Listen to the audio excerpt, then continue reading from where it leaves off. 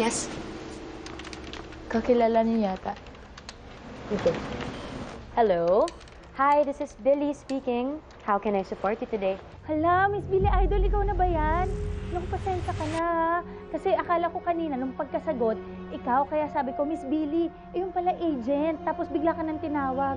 Pasensya na, nakakastorbo ba ako, Miss Billy Idol? Abby, ikaw pala. Hindi naman. Ay, ayun na nga, gusto ko lang mag-congrats. Congratulations!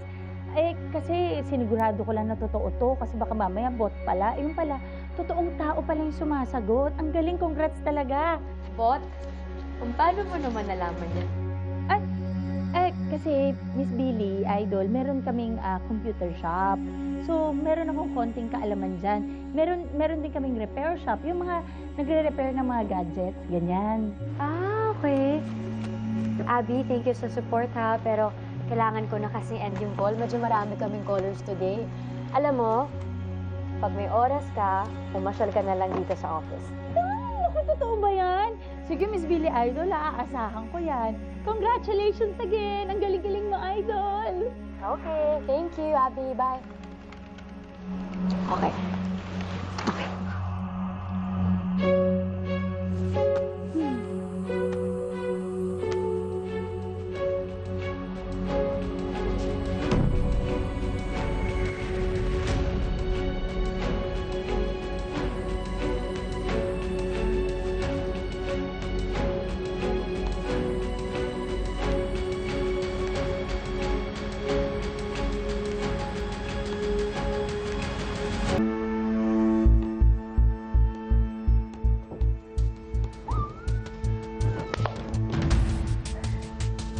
Ang heart ko.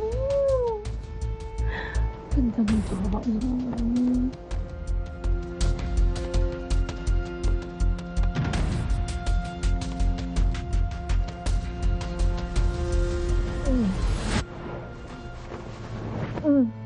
Ang lambot. Ang sarap. Sana all.